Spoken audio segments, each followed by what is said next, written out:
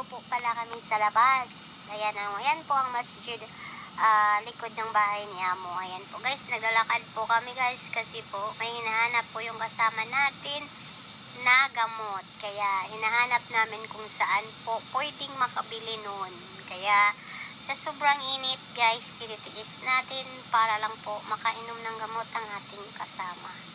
Yan, ganun natin pag tayo ay isang mga Pilipina, dapat tayo ay magtulungan lang. O, diba guys? Kung anong kailangan sa isa, tulungan mo din. Kapwa mo Pilipina, dapat mahalin mo din. O, diba guys? Ayan, naglalakad po kami guys. Ang layo-layo po naming nalakaran yan guys.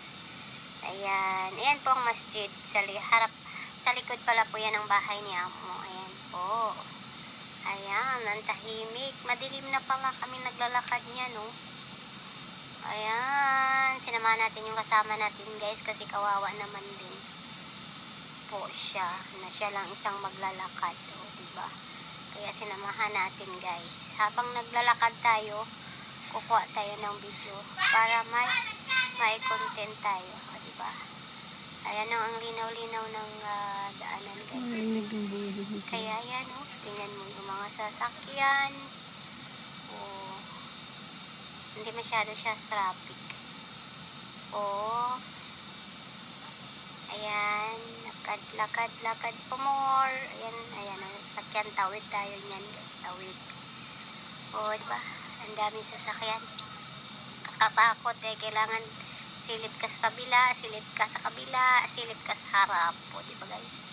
Para lang ding sasakyan pag mag-drive ka, maglalakad ka. Ganun din ang gagawin natin. Diba ang linaw-linaw ng daanan para lang din ng Pinas.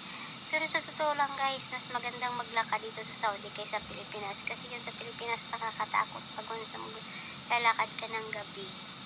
Kaya, yun sa Saudi, safety ka naman pag once na maglakad ka. Kasi tahimik po dito na lugar. Kaya, yan.